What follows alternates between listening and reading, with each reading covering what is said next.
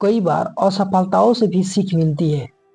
इसलिए यह भी कहा गया है कि असफलता ही सफलता की कुंजी है।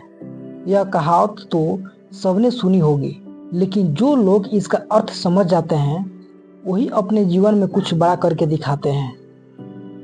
यह कहानी एक ऐसे जिद्दी इंसान की है जिसने 30 बार रिजेक्शन होने के बाद भी हार नहीं मानी और बिलियन डॉलर की कंपनी खड़ी कर दी। हम बात कर रहे हैं चीन के बिलियनियर और अलीबाबा के संस्थापक जैक मा के बारे में। जैक मा की कहानी हर उस शख्स को जाननी चाहिए जो अपने जीवन में निराश हैं या असफल होने के कारण नकारात्मक सोचने लगते हैं। ऐसे में जैक मा की कहानी आपको जरूर मोटिवेट करेगी। जैक मा का जन्म 10 सितंबर 1964 को चाइना के एक छोटे से शहर में हुआ था।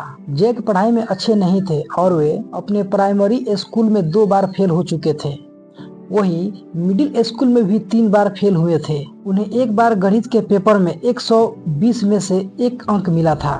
यहाँ तक कि यूनिवर्सिटी के प्रवेश परीक्षा में भी 3 बार फेल होने के बाद एडमिशन मिला था। जैक मा ने 10 बार हार्वर्ड यूनिवर्सिटी के लिए भी अप्लाई किया था, लेकिन वहां भी उन्हें निराशा ही हाथ लगी। जैक मा ने अपने इंटरव्यू में बताया है कि नौकरी के लिए भी 30 बार रिजेक्शन झेलना पड़ा था। यहाँ तक कि KFC में भी उनकी नौकरी नहीं लग पाई थी।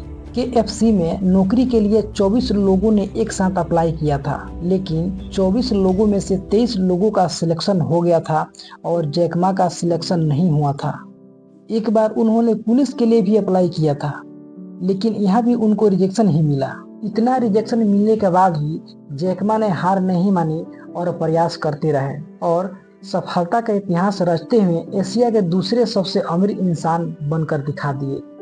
जैक मा दुनिया की सबसे बड़ी ई-कॉमर्स वेबसाइट alibaba.com के मालिक हैं। इसके साथ ही उन्होंने एंट फाइनेंशियल नाम की एक विशाल कंपनी भी खड़ी की है। जैक मा ने अपने शुरुआती करियर में बहुत ठोकरें खाई है, लेकिन उन्होंने कभी हार नहीं मानी। टूरिस्ट के साथ रहने की वजह से जैक मा की अंग्रेजी काफी अच्छी हो गई थी। साल 1988 में जैक मा को शहर की एक यूनिवर्सिटी में $12 के मासिक वेतन पर इंग्लिश टीचर की जॉब मिली थी। इसके बाद 1995 में जब जैक पहली बार US गए तो वहाँ पहली बार इंटरनेट के बारे में सुना था। इंटरनेट के बारे में थोड़ा समझने के बाद जैक बहुत अधिक प्रभावित हुए। इसके बाद जैक के दोस्त ने इंटरनेट पर कुछ सर्च करने के लिए कहा।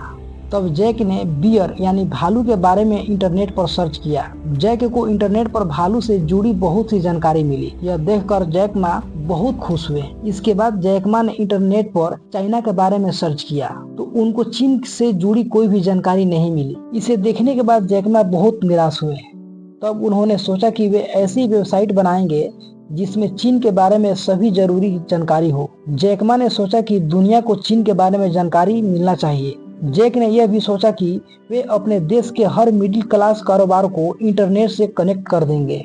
इसके बाद जैक मा अपने सपने के साथ चीन वापस आ गए और अपने दोस्तों के साथ मिलकर चाइना पेजेज नाम की एक वेबसाइट शुरू की। उनका काम मिडिल क्लास बिजनेस के लिए वेबसाइट बनाना था, जिससे वे अपने प्रोडक्ट को ऑनलाइन सेल कर सके। लेकिन निवेश नहीं मिलने की वजह से जैक मा का यह प्लान सफल होने से पहले ही असफल हो गया। कुछ सालों बाद अपने 17 दोस्त और पत्नी के साथ मिलकर जैक मा ने पूरे जुनून के साथ एक नई वेबसाइट शुरू की। alibaba.com आज ऐसी वेबसाइट है जो दुनिया की सबसे बड़ी ई-कॉमर्स वेबसाइट बन चुकी है। जैक मा ने alibaba.com बनाकर मिडिल मैन का कंसेप्ट ही खत्म कर दिया।